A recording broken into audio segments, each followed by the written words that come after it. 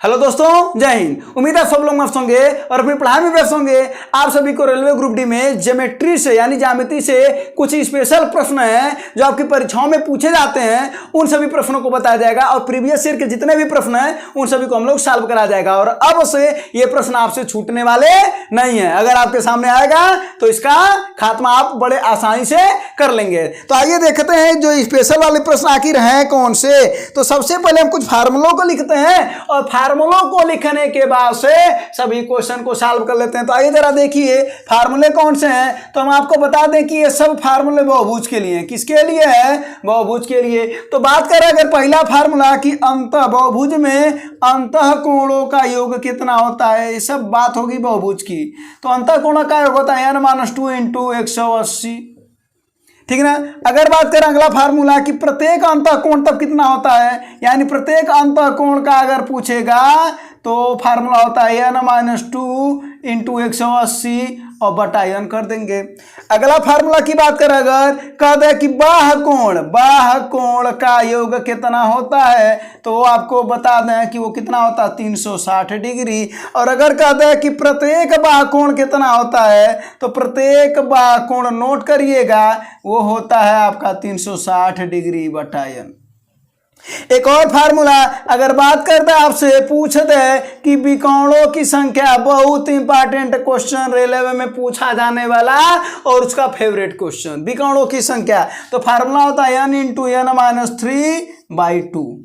बस ये 5 फार्मूले हैं और इन सब 5 फार्मूलों से हम लोग कम से कम 12-13 सवाल हम लोग तुरंत सॉल्व कर लेंगे जो आपकी परीक्षाओं में पूछे गए हैं। तो आइए ये फार्मूला यहीं पर सामने रहेगा और सवाल को हम लोग लगाते रहेंगे। ठीक है ना। चलिए आइए देखते हैं पहला सवाल क्या है आपका। पहला सवाल देखिए क्या करा, 27 भुजाओं वाले बहुभुज में विकर्णों की संख्या बताओ।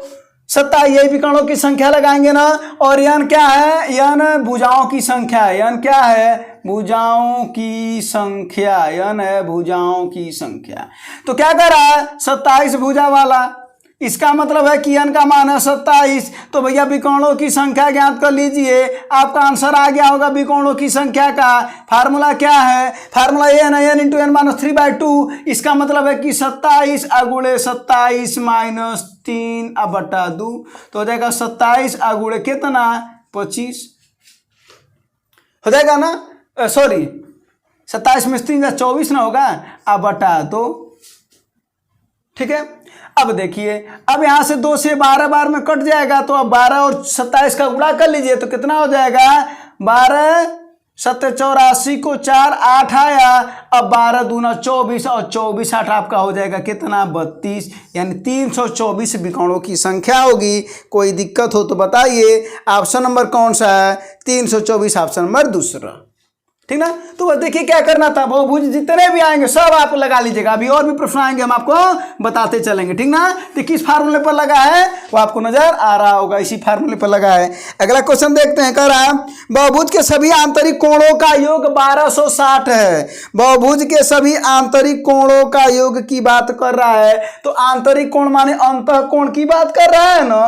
तो आंतरिक कोण का योग इतना 360 है। तो इसे का मतलब हुआ कि n-2 इंटू 180 बराबर कितना दे रखा है 1260। ये बताइए समझ में आया कि नहीं आया।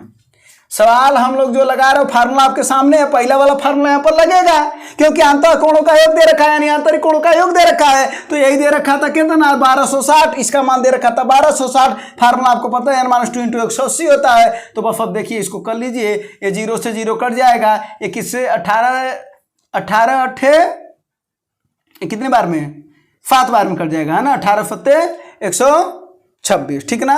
अब देखिए तो n-2 बराबर 7, तो n बराबर ये 2 उधर जाएगा तो 7 और 2 9, यानी भुजाओं की संख्या कितनी आ गई 9। अब आपका क्या पूछ रहा था? यही तो पूछ रहा था भुजाओं की संख्या बताइए। भुजाओं की संख्या देखिए कितनी आसानी से आ गया 9, कोई दिक्कत नहीं। फिर अगला प्रश्न देखा जाए। फिर अगला प्रश्न देखिए। अगला प्रश्न क्या कर रहा है? कर रहा है कि एक साधारण अष्टकोण के आंतरिक कोणों का योग बताइए। साधारण अष्टकोण यानी अष्टकोण का मतलब हुआ है n का मान 8 रखेंगे, बोलिए कोई दिक्कत हो तो। अष्टकोण का मतलब n का मान कितना रखेंगे 8। 8 अगर कोण है तो भुजाएं भी होंगी 8। 3 कोण है तो भुजाएं होंगी 3। 4 कोण है तो भुजाएं होंगी 4। तो 8 कोण है तो भुजाएं होंगी 8, यानी n का मान 8 है। क्या पूछ रहा है भाई, आंतरिक कोणों का योग पूछ रहा है। आंतरिक कोणों का योग पूछ रहा है, यानी अंतर कोणों का योग पूछ रहा है। फार्मूला यही ना रखेंगे तो योग का फार्मूला क्या हो जाएगा आंतरिक कोणों का, n-2 इंटू 180, अर्थात कितना 8 में से 2 गुणे 180, तो 8 में 2 6 गुणे 180, तो 18 छक्के 108, अर्थात 1080 डिग्री। बोलिए समझ में आया कि नहीं आया? बोले समझ में आया कि नहीं आया? तो बस ये योग कितना हो गया 1080। कोई दिक्कत? देखिए सब फार्मूले सामने दे रखे हैं, इसी फार्मूले पर हम लोग सवाल क्या कर रहे हैं, लगाते जा रहे हैं बस। अब अगला सवाल देखिए क्या करा, फिर कह रहा है कि एक सामान्य पंचकोण के प्रत्येक आंतरिक कोण की माप क्या होगी।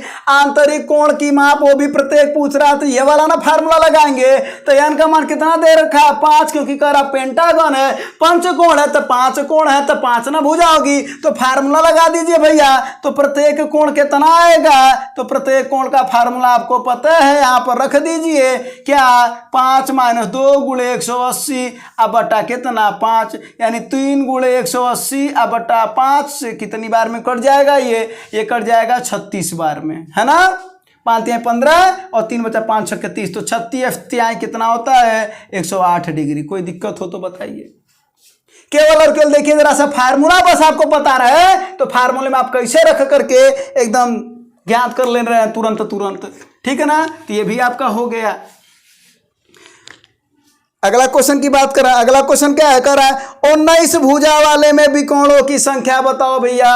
19 भुजा वाले में विकर्णों की संख्या बता दो। 19 n का मान है 19, विकर्णों की संख्या बता दो जरा। तो कितने विकर्ण होंगे, कितने विकर्ण होंगे भैया जरा बताओ। n का मान है 19, तो हो जाएगा 19 गुणे 19 में से 3 हजार कितना हो जाएगा, यही ना फार्मूला लगाएंगे, यही ना लगाएंगे विकर्णों की संख्या में। तो कितना हो जाएगा 19 में 3 16, अब बटा 2 कर देंगे तो 2 8 16 और 19 152, अर्थात कितने विकर्णों की संख्या होगी 152। बोलिए कोई दिक्कत हो तो, कोई दिक्कत हो तो बोलिए, यानी 152 विकर्ण होंगे। चलिए कोई दिक्कत वाली बात नहीं है। अगला प्रश्न ठीक ठाक प्रश्न है। अगला जरा देखिए क्या कर रहा है एक नियमित अष्टभुज के आंतरिक कोण और एक नियमित द्वादश भुज के आंतरिक कोणों की माप का अनुपात बताओ। इसका मतलब है पहले हम क्या ज्ञात कर लेंगे, एक अष्टभुज का आंतरिक कोण, और उसके बाद से कह रहा है द्वादश भुज यानी 12, द्वादश यानी 12, ठीक है ना। तो जरा देखिए पहले n बराबर कितना,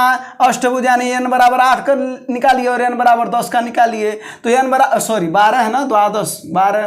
तो जरा देखिए प्रत्येक आंतरिक कोण कितना होगा, तो n फार्मूला होता है, तो फार्मूला कितना होगा, ये हो जाएगा 8 - 2 गुणे 180 अब बटा 8, और यहाँ पर क्या हो जाएगा भैया, ये हो जाएगा 12 - 2 गुणे 180 बटा 12।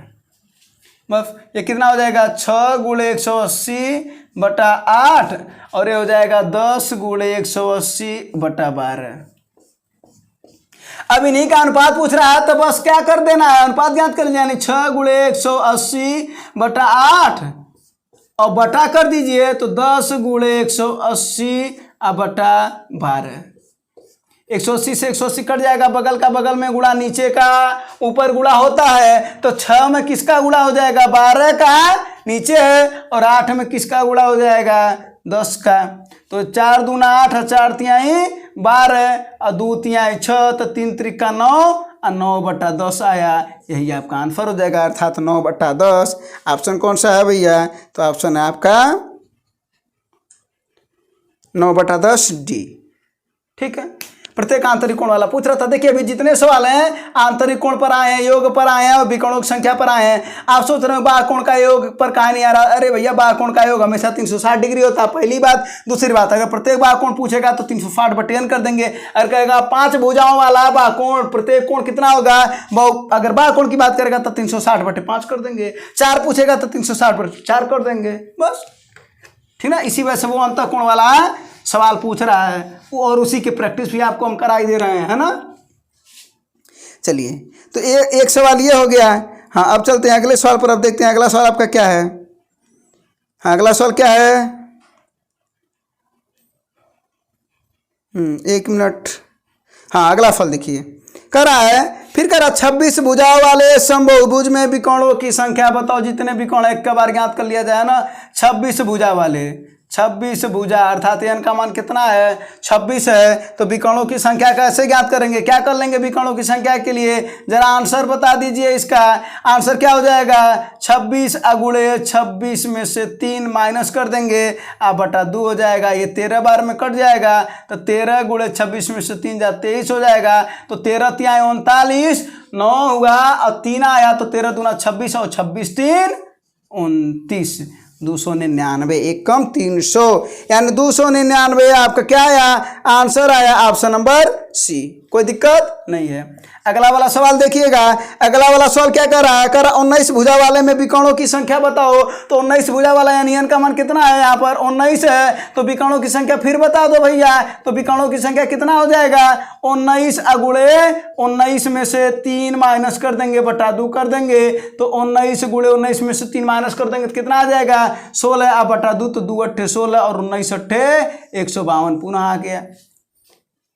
कितना आ गया, 152। कोई दिक्कत नहीं, ऑप्शन नंबर डी, ठीक है ना। चलिए, तो ये हो गया। फिर अब अगला फल फिर देख लेते हैं।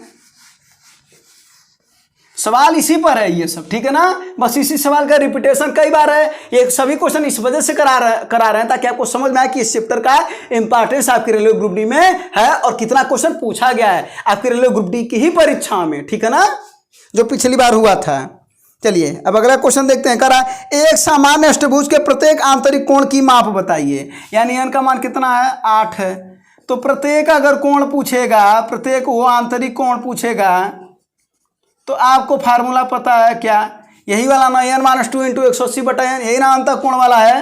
तो n का मान है 8, तो क्या कर देंगे, 8 - 2 कर देंगे, गुणे 180 फार्मूले में कर देंगे। अब बटा n है अर्थात 8 हो जाएगा। तो कितना हो जाएगा, 6 गुणे 180 अब बटा 8, यही ना। तो 2 चौको 8 और 2 तिहाई 6 और 4 से काट देंगे तो 4 चौको 16, 2 बचा, कितना हो जाएगा,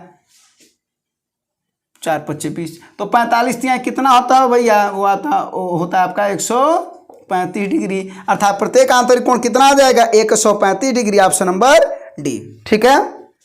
हाँ, अब अगला सवाल भी इसी पर है। जरा वो देखिए क्या कर रहा है कि अगर यहाँ पर क्या है, एक समसप्तकोण है, यानी n का मान कितना है, 7 है। तो कह रहा तब बताइए प्रत्येक आंतरिक कोण। तो क्या दिक्कत है, आपको दिक्कत क्या है, ज्ञात नहीं कर लेंगे। तो कैसे ज्ञात कर लेंगे, फार्मूला आपको यही है ना, n-2 इंटू 180/n। इसका मतलब 7 में से 2 जा 5 कर लें, आ गुणे 180 अब बटा 7 हो जाएगा। ये हो जाएगा, एक लाइन का सवाल बन जाएगा। अभी वहां पर जल्दी से ही तो सॉल्व करना है ना। तो देखिए, ये हो जाएगा 7 दूना 14 और 4 बचा तो 40 हो जाएगा, 7 × 5 = 35 दशमलव, तो 5 से बचा 50 हो जाएगा, 5 × 7 = 49 और 1 बचा 5 × 9 = 7, यही ना। बस अब यहाँ पर गुणा कर ले तो 5 × 9 = 5 और 5 × 7 = 35 को 5 3 आया और 5 × 5 = 25, 3 28, 2 आया, 5 दूना 10, 2 12, 128.55, यानी ऑप्शन नंबर आपका कौन सा है, ए, ठीक है ना। बस चलिए, अब कुछ और क्वेश्चन को देख लेते हैं इस पर। हाँ, कुछ और भी क्वेश्चन है इस पर। हाँ, बस कुछ और क्वेश्चन है। करा एक सम पंचभुज के प्रत्येक आंतरिक कोण का माप कितना होगा। सम पंचभुज के प्रत्येक आंतरिक कोण का मान, n का मान 5 रख करके आप आंसर कर दीजिएगा इसका। n का मान जैसे 7 रखे हैं वैसे आपको 5 रख करके इसका आंसर कर देना है, ठीक है ना, ताकि आप भी इसकी प्रैक्टिस कर लें। अब अगले लास्ट क्वेश्चन और हैं 2, बस इसमें विकर्णों की संख्या पता है, विकर्णों की संख्या ज्ञात करना है। तो दोनों सवाल का आंसर आप बताइएगा कमेंट में। एक है n का मान 28 और एक है अगला है n का मान 70 है, और सब बता दीजिएगा, ठीक है ना। ये कई क्वेश्चन आपको करा दिया गया है, विकर्णों की संख्या वाले पर लगाना है, कोई दिक्कत नहीं है। n का मान 28 रखिएगा, n का मान 17 रखिएगा। इसी फार्मूले में दोनों के विकर्णों की संख्या ज्ञात हो जाएगा। और दोनों सवाल हम आपको तीनों सवाल दे दे रहे हैं, इसका आंसर आप जरूर बताइएगा ताकि आपकी प्रैक्टिस भी होती रहे। और ये सब क्वेश्चन अब आपको भूलने वाले नहीं है। और केवल और केवल सब जितने भी क्वेश्चन लगे हैं सब केवल और केवल 5 फार्मूले से ही क्वेश्चन लगे हैं, तो इनको आप नोट कर लीजिएगा। आपकी परीक्षाओं में अगर इससे प्रश्न बनते हैं अब आपको कोई दिक्कत नहीं होगी। तो यही आपको प्रश्न बताना था। बाकी आप भी बताइएगा कमेंट में कि आपको कौन सा चैप्टर जानना है। हम पूरी कोशिश करेंगे कि आपका रेलवे ग्रुप डी का परीक्षा निकल पाए। ठीक है ना, धन्यवाद, जय हिंद।